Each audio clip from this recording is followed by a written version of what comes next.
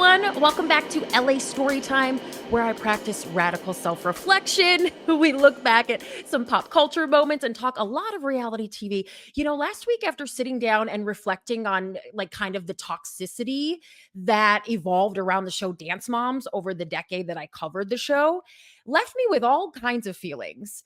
And I am really enjoying doing this because over the last 10, 15 years that I had my career out there talking to celebrities and covering television and film, I was really into it at first, thought everything I was doing was really exciting and good, and getting the scoop. My whole thing was asking the questions that the people really want the answers to, because back then celebrities and reality stars were not so accessible as they are now. But my feelings sort of changed over time as like commenters and haters and all of that started kind of popping up on my content, and not talking about me necessarily, but talking about the celebrities that I was interviewing, or that I was bringing up as a topic of conversation. So things just really felt like they got, I can see now as I look back over the years, things getting a little bit more negative, a little bit less fun, right? It was all fun and cute at the beginning. I'm thinking specifically about a show called Vanderpump Rules, of course, because that's one that was so on my radar back in the day. It's all fun and cute at the beginning, and then it gets real scandalous. Right, eventually. And I just cannot keep sitting down and talking about my experiences and the work that I did and the content that I put out there without addressing this one particular interview. This one moment in time that has lived in my brain ever since then, that I have had tons of different feelings about over the years. This is an interview that went down in, I believe, 2015.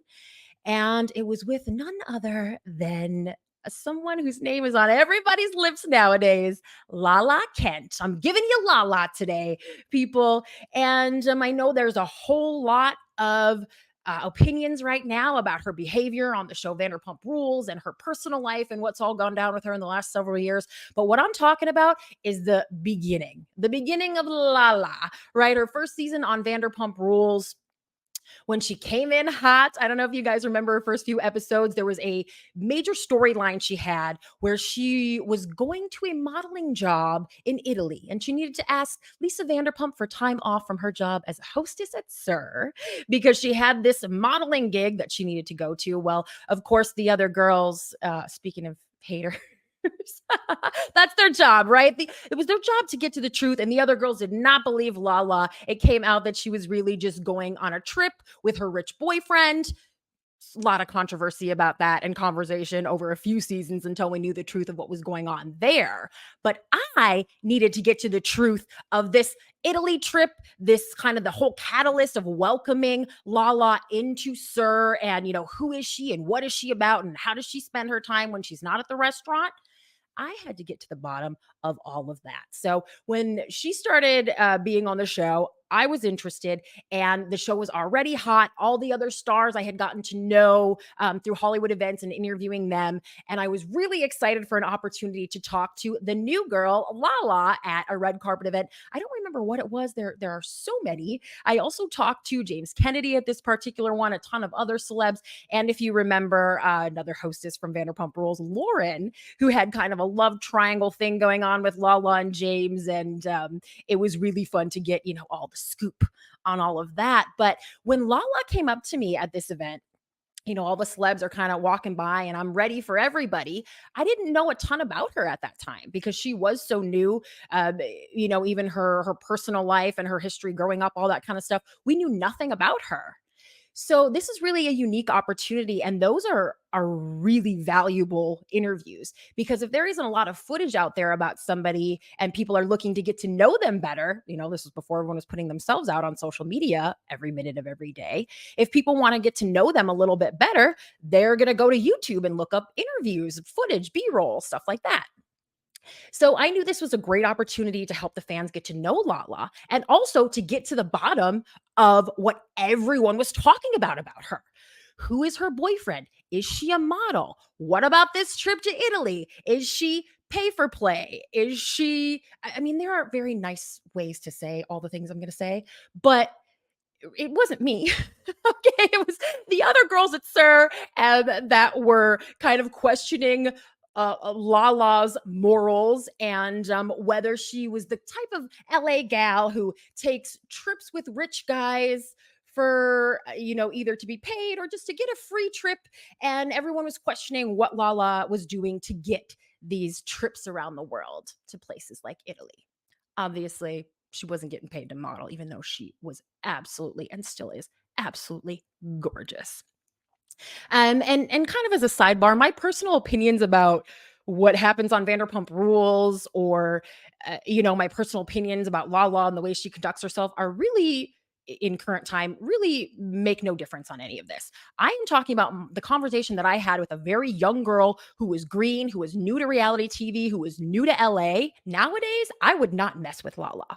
Okay, I probably wouldn't have the lady balls to ask her the questions that I did in this interview. But back then, she's a very sensitive girl. If you remember, she talked on the show about being on the phone with her mom all the time, having to just flee to Utah when things got too hot for her in LA. She was open about the fact that, what the other girls at Sir were saying about her was really hurtful. I knew that she might be at this event that night. So my goal was to get the questions that the audience had answered, right? Who is her boyfriend? What's the deal with these trips that she's taking around the world? How does she feel about the way that everyone is talking about her? I wanted to get the answers to those questions, but I also wanted, for my own curiosity, to get to know really who is Lala.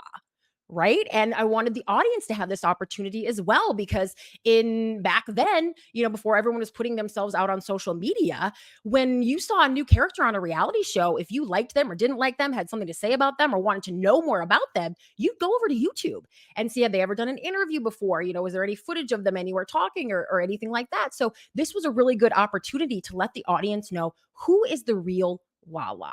I just want to give you the chance to put it out there in the world. We see a very confident, self-assured Lala on Vanderpump Rules now in 2024, someone who is not afraid to stand up for herself.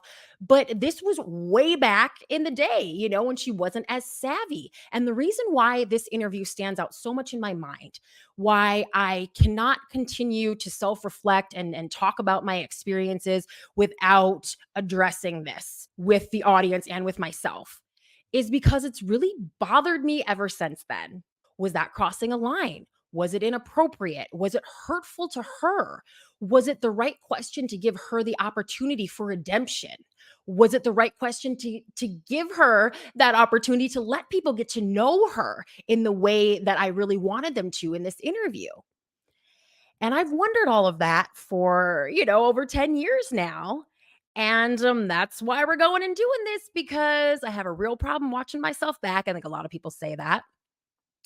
But sitting down and doing this forces me to do so. And so when I pulled up this old interview with Lala Kent that I have replayed in my mind so many times since then and watched it back, I felt so much better. Oh my gosh. I felt so much better, because in my mind, the way that this interview with Lala had gone was that, like, I grilled, baked, skewered, burnt a poor young girl who was being called, a pay for play in LA. And I didn't do anything to help her, look or feel any better. But when I watched the interview back, that's totally not the case. The question that I asked Lala, that I have been so horrified about ever since, was, are you a high price call girl, Lala?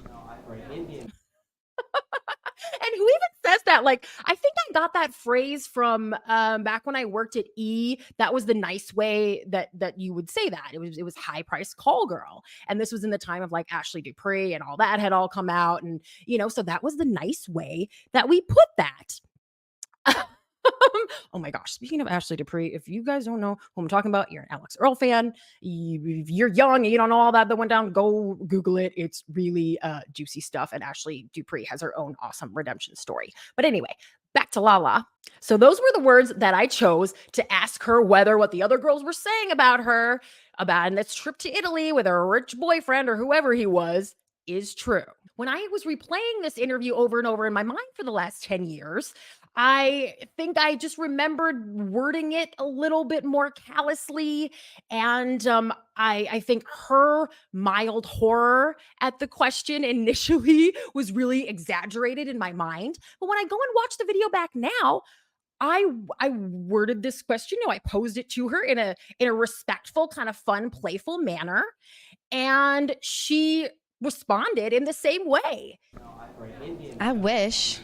That Right? sounds like a really fun, high priced call girl. I get to travel the world, get paid, and spread my legs. Sadly, I can't bring myself to do that. Anyone who wants to fly me anywhere, it's just because I think I'm Just a a good time. gangster. Like I'll just bring a good time. I clearly threw her off a little bit. And when you watch the rest of the interview in its entirety, you can tell that Lala is kind of holding on for dear life. She's trying to be the girl we see now, giving off, confident and that she doesn't care what people think about her. But she seems bothered in this moment. It wasn't as bad as I remembered, but I can still see some hurt on her face. I can still see, and when I think now and I think back to it, like, this girl's brand new on a reality show and she wants to be an actress and she has her big moment in Hollywood and she's walking this red carpet and doing press interviews probably for the first time. And then one of them is some, jerk who gets out there and asks her if she's a me. And so when I look at kind of the expression on her face and listen to her, it feels like Lala light. It feels like someone trying to pretending to be Lala, but really you can see an insecure person in there who's really trying to think about how to handle this interview situation with someone who is being like a little bit like playful and fun, but like kind of aggressive. And I can admit that. Right? So she answered my question with a joke saying, she wishes she was a high price call girl so she could fly around the world and just and that she'd be willing to do whatever she had to do to fly around the world. She was of course joking. And it ended up coming across really cool. Like it ended up coming across like I was trying to get her and she just handled it and made her joke that clearly wasn't true, and then sort of just we moved on to the next question. How what Katie, Scheana, Stassi, all the other girls at Vanderpump Rules, with what they were saying, how did that make her feel? And again, that was good. I didn't harass her too bad the entire time. There could have been a way to word that too that I think would have been a little more off-putting to her. But I followed up the "Are you a call girl" thing with giving her the opportunity to say, "Hey, people saying these things about me really hurts my feelings. I'm human too. I pretend to be a tough girl, but I care. This isn't true, and it's really affecting me in some way." And that's really what she did.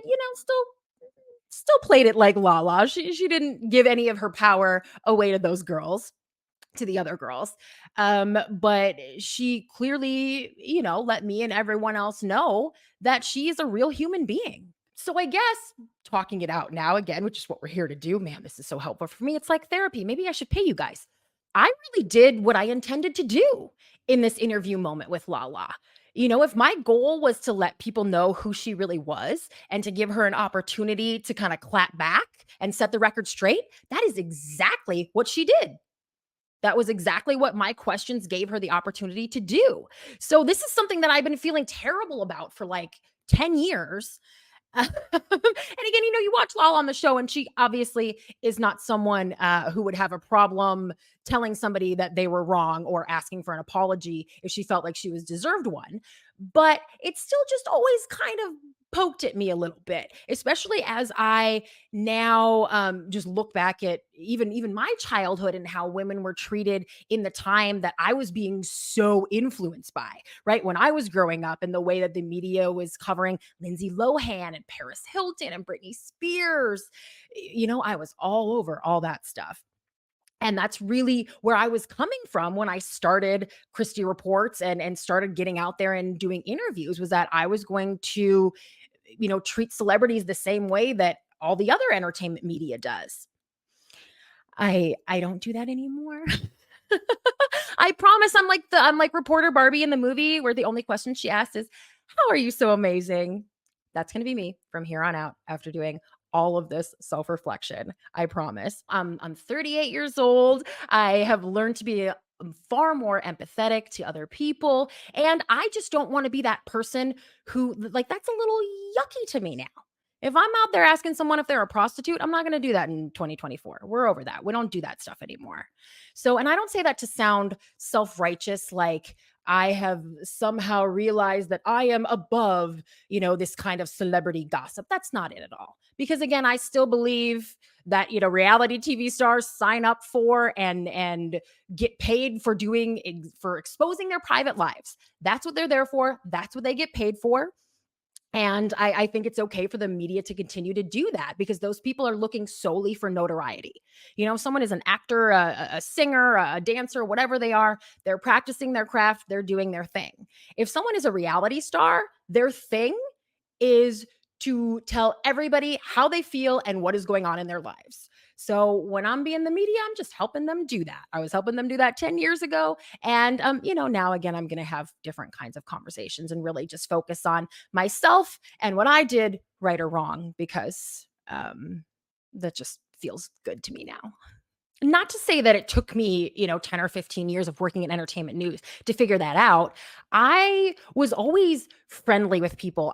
With the celebrities and people I was trying to interview, I always wanted to create a connection where they would trust me, right? They're not going to tell you anything if they don't trust you. So, again, coming in hot with Lala when it was her first interview, that was something that I needed to wrap up by asking her how she feels or giving her a moment where she could really speak her piece or feel like I helped her feel seen, which wasn't a phrase we had back then, but I had to do that because if I build trust, then maybe next time I see her on the red carpet, I'm going to be the one she points out and says, "Oh, hey, I got a little juice for you." I can't tell you how many times "Hey, don't put this on camera. Hey, make sure you ask so and so's coming down the carpet. Make sure you ask them about this." Thank you. Jax Taylor was always really good at that, outing everybody else. But so I want to establish a relationship of trust with people, and I was also genuinely a fan, especially of Vanderpump Rules. But I was covering a lot of things back then that I was really obsessed with. The Pretty Little Liars cast was always out there at events. I was always running into them, and it wasn't just dance moms. There was Total Divas was such a thing back then, and I was just always trying to really connect with the stars and their people so that I could get, kind of cool moments with them. At one point in my YouTube career, early on in my career, I started a series called Shampsing and Shopping, which meant drinking champagne and shopping, which I thought was such a cute, I mean, nowadays it sounds silly, right? But back then I thought that was such a cool, fun way to get a celebrity talking, right? We're going to go to a store, we're going to look at pretty clothes, we're going to drink champagne, and that's how we're going to get fun moments with somebody. I kicked off the first episode with Maitland Ward, who was a star of Boy Meets World. If you remember her from the older episodes when they're in college, she plays Rachel. And I was so obsessed with that show to this day. I watch it all the time. I listen to Pod Meets World. And so when I was going to do the first episode of this series that I had concocted and was going to produce and make happen all by myself, Shampsing and Shopping, I went right for Maitland Ward because I had talked to her at a ton of different Hollywood events. She was really out there working the press circuit. This was before she started doing the work that she was doing now. And she was just doing mainstream acting back then. So I could not wait to get her, into a store, get some drinks flowing, and kind of really get to know who she was as a '90s star. But the other celeb that I had on Shampsing and Shopping, which was short lived because it cost me a lot of money. I'd be able to do it myself now, but the other celeb that I had on was Scheana Shay, my girl, my fave. I said at the beginning of this wasn't really about my opinions on the people and the show, and it's not, but you will never hear me criticize anything that Scheana Shay does or says. I do nothing but stand for her, stand up for her. And even now, when there's so much to discuss about what's going on in Vanderpump Rules, and now we're at the reunion and the Scandoval and Scheana and Ariana's friendship. There's so much to talk about, but I will be team Scheana Shay for life Simply because she would always give me the interview. She would always talk to me and give me a juicy scoop. And she agreed to do my little internet show, Shamsing and Shopping, way back in the day. Guys, I had no following.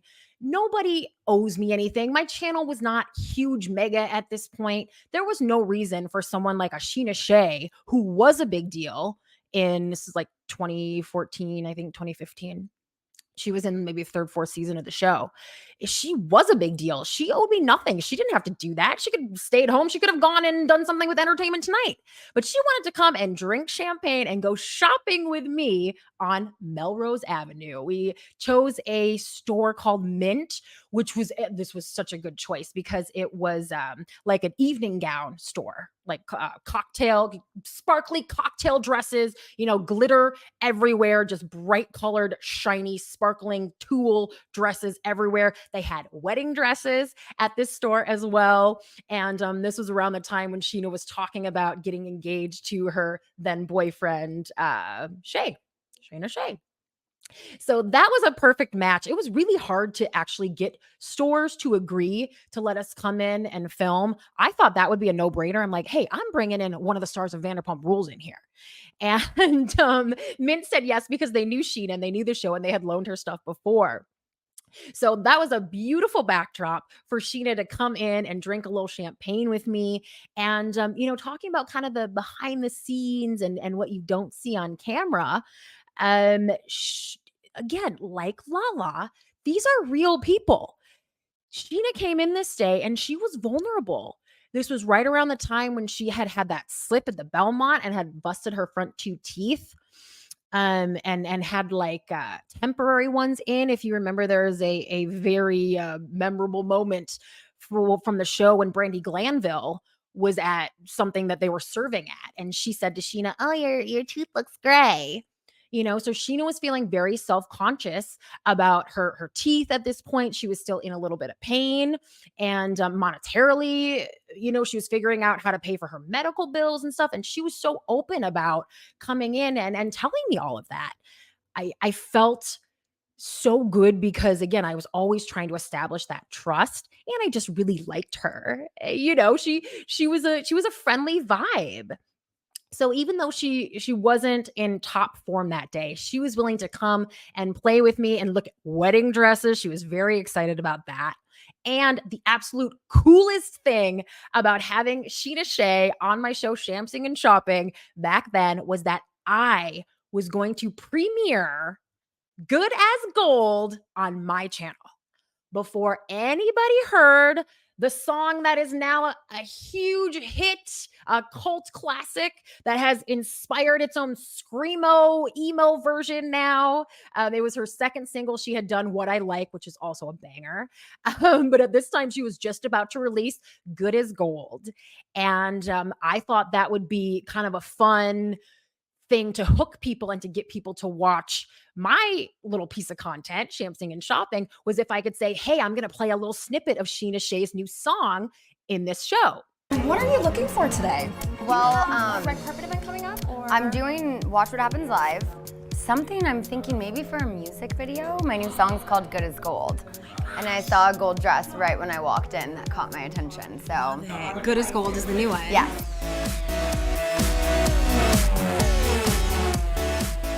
I mean, I love this gold dress. This is fantastic. I don't know how I could dance in it, but if we do like maybe like an album release party or something, this would be perfect. So I got an advance copy on my phone. I remember emailed to me of Good as Gold. I thought the song was such a banger. I loved it.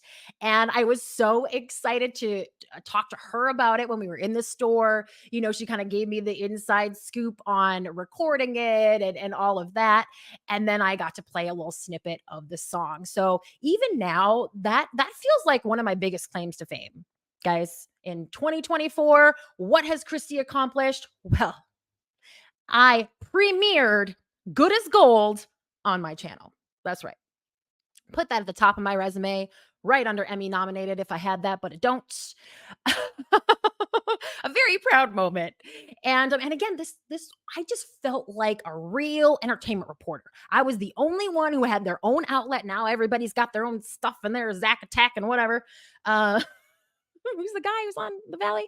But back then it was pretty much just me, and it was working, it was going, it was cool. Sheet and I had the most fun afternoon trying on evening gowns and party dresses and giggling and pointing at each other. We talked about our eyelashes and boys and the other stars of the show, and it was so hard. I remember to cut down that into something that we could show to everybody because there just was so much fun cute stuff in that. And that is the reason why I will stand Scheana forever because she gave her time and her energy to me, not just then, but several times when she didn't have to. And I so appreciate that. And I just think that she is really a lovely person at the end of the day. So just know no matter how many episodes you listen to, and no matter how many times I talk about Vanderpump Rules, you will just always hear that Scheana Shay is good as gold. And that I would have said before, well, I feel a little bad about the Lala thing. And if I would see her in person, I might sort of put my head down. But now that I've had the goal to go back and watch the interview, and I know I wasn't terrible to her. Now I feel so much better about it. And I'm still wondering though how she feels like, and I want your guys' opinion on this. Please, this is why we're here. If you're still listening, if you're still watching, please leave a comment. Please reach out to me and let me know. Do I owe Lala Kent an apology for just coming at her too hard, coming in too hot, and asking her if she was a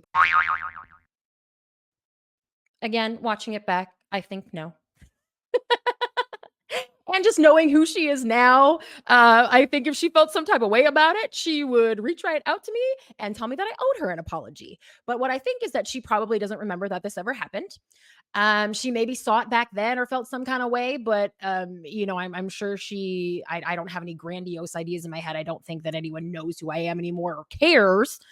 But if I thought that I owed her an apology, and if other people thought that I owed her an apology, I would absolutely reach out and do that. And kind of as a sidebar to that, if anyone ever asked me to take anything down from my channel, or if they ever said, "Hey, like please don't use that," or "Hey, I didn't really mean to say XYZ," or "I wasn't supposed to say XYZ," that happens all the time. Someone comes back to you after an interview just begging, pleading, crying like, "Oh my God, I wasn't supposed to reveal that yet," or "so and so is going to kill me." It's like, yes, fine, no problem. I'm taking it down. I'm taking it out again. That's how we build trust. Do I want one juicy moment with somebody that they didn't intend to even be on camera or to be put out there and put it out there and then get alienated by them and everyone that their publicist represents, forever, and have someone hate me and think that I'm some kind of like media scumbag? I'm not into that anymore. I maybe would have been okay with it back in the day, but we're not doing that here. We didn't really ever do that, and we're certainly not doing that moving forward. So as the content that I make continues to evolve, and that as I continue to figure out what the heck I'm going to do, for a job, for work, if I don't want to gossip about celebrities anymore, these are the kind of conversations that I need to be having with myself and with all of you guys.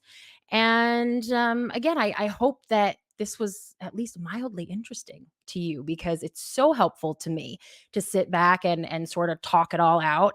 And I'm reading a book right now called 90s Bitch, and it's all about the media and the promise of girl power and all of that. And I'm going to follow that up with another one called Toxic, which is about the way the media treated female celebrities in the 2000s, which just got picked up. Paris Hilton, um and that book is picked up as an option. She's going to produce a show based on the book. So I think this conversation about the way that entertainment media treats female celebrities is not going away anytime soon. I hope that the conversations we have about it continue to get more candid, and that we're all honest about our part in it. Not just me.